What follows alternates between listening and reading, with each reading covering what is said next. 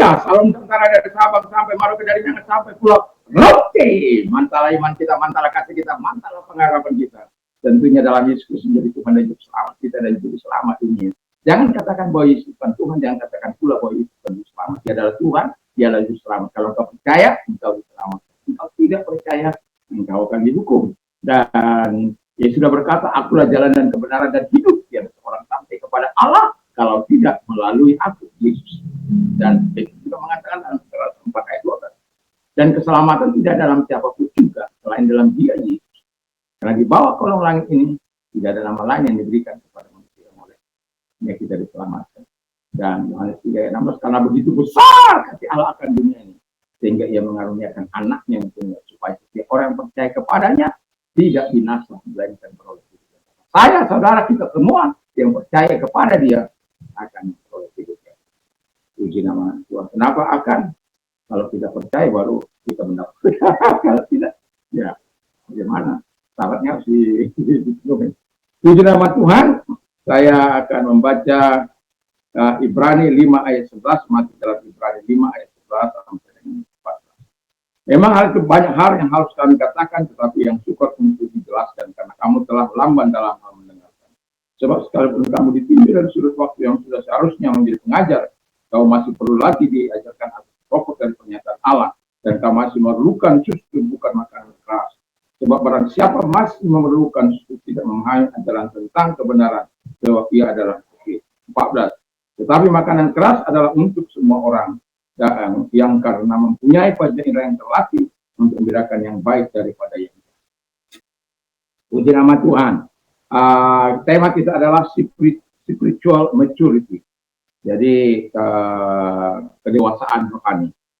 Apapun itu, kita sebagai orang percaya pasti mengarah supaya kita dewasa dalam rohani.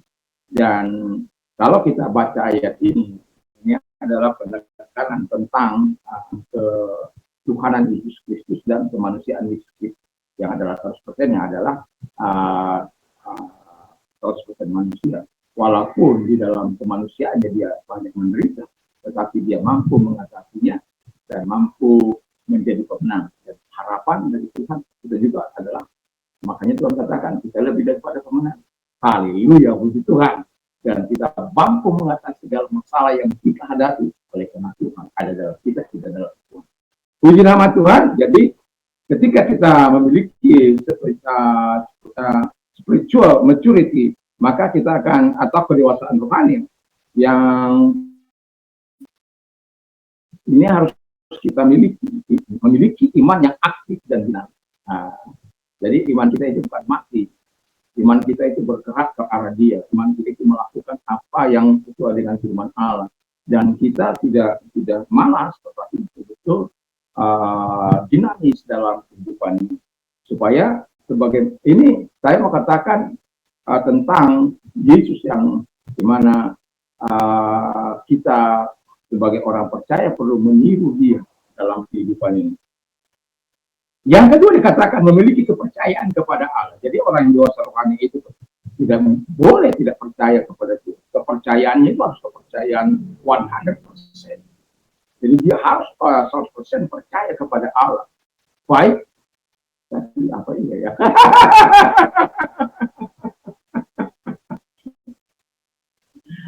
Satu contoh ketika kita kesusahan, kemana kita lari?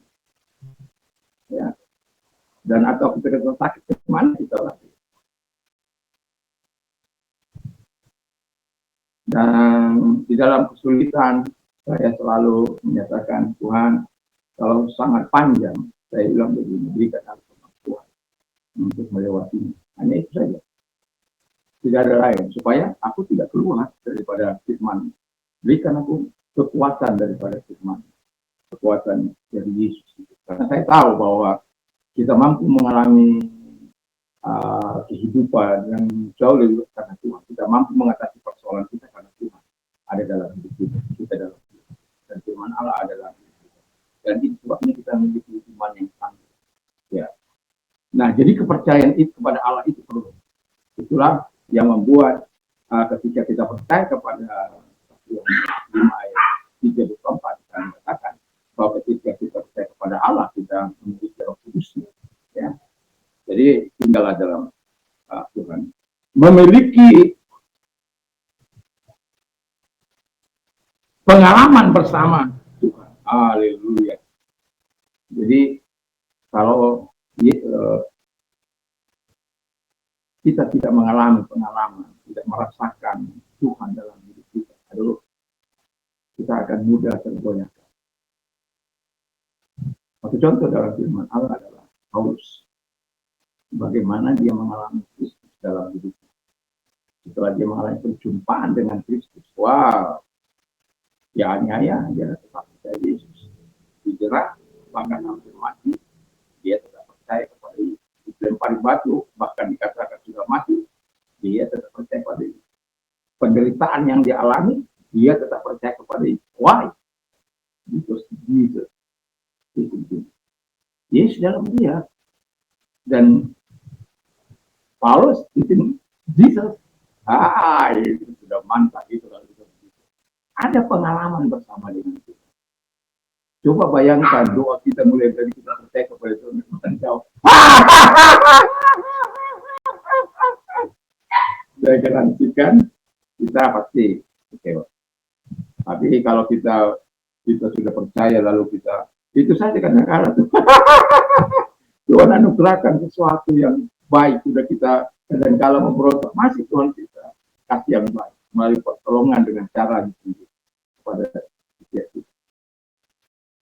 Tapi mau saya katakan, setiap orang percaya harus mengalami supaya kita dapat bertumbuh di dalam kedewasaan rohani. Kalau kita tidak bersama tinggal dalam Tuhan, kita tidak akan pernah bertumbuh.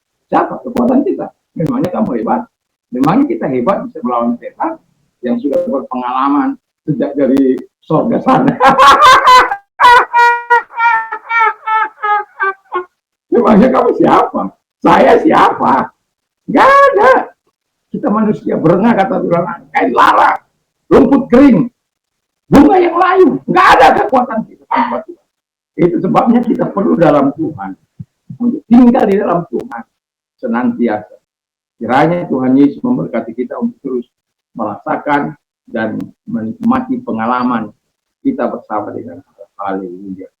Dan kalau engkau mengalami Kristus, apapun sudah mengalami Kristus, apapun yang terjadi dalam hidup engkau tidak akan ganti dengan apapun, termasuk pemuda-pemudi dengan gadis-gadis cantik, misalnya yang pemuda yang tidak beriman, yang atau orang-orang mana itu pemuda-pemudi, pemudinya tidak akan menjual imannya hanya karena seorang pribadi ganteng dan kaya. Tapi kenyataannya ada banyak orang menjual imannya hanya karena hal-hal lahiriah. Tapi kalau orang sudah mengalami Kristus, no way, Jesus is Jesus enough for me. Without Jesus, I can do nothing. Yesus sudah cukup itu, tanpa Yesus tidak akan berbuat apa-apa. Life because of Jesus, hidup ini karena Yesus. Because of love, sebab kasih. Dan oleh yang kita, ya setelah di dalam pengalaman bersama dengan Tuhan, yang tidak kalah, yang kita harus miliki dalam kedewasaan rohani, memiliki kemampuan untuk berbagi firman Allah dan kesaksian. Ya. Juga kita rasakan, tapi kita tidak pernah bersaksi. Ya. Kapan kita jadi guru, kapan kita jadi pengajar, menjadi anak-anak aja. Jadi orang-orang yang butuh firman Allah saja. Itu sebabnya sebagai orang-orang yang mau tumbuh dewasa, ini firman Allah jangan pernah lepas. Ya kalau bisa pagi ya pagi. Kalau kami istilahnya keluarga pagi sore. Kalau saya secara pribadi, ya ketika ya apapun kegiatan saya yang bisa santai, pasti ada firman Allah. Sekalipun satu dua ayat yang akan saya perkatakan, walaupun ada banyak lupa. Tapi dari yang banyak lupa itu, saya tahu banyak juga yang saya tahu gitu. Dan itulah sebabnya kita perlu untuk berbagi firman Tuhan itu dalam hidup kita. Supaya apa? supaya orang lain juga ditujukan. Dengan engkau hidup mengalami Kristus dan punya pengalaman dengan Kristus, istilah ya, untuk berbagi dengan Tuhan. Tapi harus tetap dalam ketaatan kita kepada Tuhan. Harus tetap dalam kekudusan, harus tetap dalam kebenaran. Harus tetap rela melakukan kehendak Tuhan sepanjang umur hidup kita. Kiranya Tuhan memberkati. Mari kita berdoa. Terima kasih Tuhan, kedewasaan rohani tidak karena kami, tapi karena bantuan Tuhan dan Tuhan Kudus, kami ada dalam Tuhan dalam. Terima kasih. Kami mau menikmati hubungan ini dengan Engkau Bapa, biar semua kami juga menikmati sehingga kedewasaan rohani dari setiap orang percaya di Engkau ini boleh dialami oleh setiap. Terima kasih. Dan kalau engkau sakit, apapun sakit penyakitmu, Tuhan mampu menolong. Sama seperti Dia menolong saya pada waktu saya sakit. Tuhan juga mampu menolong engkau. Dalam nama Yesus, kalau engkau orangnya, arahkan tangan kepada Tuhan. Dalam nama Yesus, segala sakit penyakit yang mereka dapatkan keluar dan oleh bilur-bilur Yesus. Engkau disembuhkan. Yesus yang menyembuhkan engkau. Yesus yang menyembuhkan engkau. Yesus yang menyembuhkan engkau. Di dalam nama Yesus. Terima kasih Bapak buat pertolongan kepada mereka. Dan kalau engkau dalam keadaan susah, dalam keadaan menderita, dalam keadaan pahu, Tuhanlah yang membebat, Tuhan yang menolong.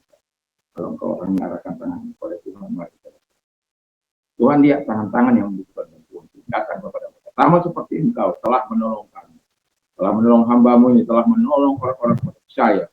Tuhan, saat ini ada orang-orang percaya memberikan pertolongan-Mu dalam nama Yesus. Engkau menolong mereka, memberkati mereka.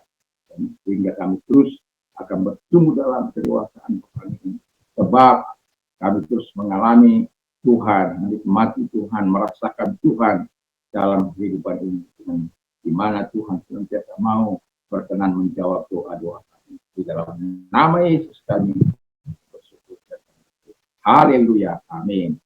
Selamat beristirahat. Kiranya Tuhan Yesus menolong kita terus melakukan yang terbaik. Walaupun kita mau rehat, mari sebelum kita rehat, mari kita membaca firman Allah, katakan satu ayat. Ya, dirikan di sebuah keluarga dimanapun kita ada, kiranya membuat kita menjadi keluarga yang betul-betul memuliakan Tuhan sepanjang umur hidup kita dan sepanjang umur anak-anak kita. Tuhan Yesus memberkati. Mantap, mantap, mantap.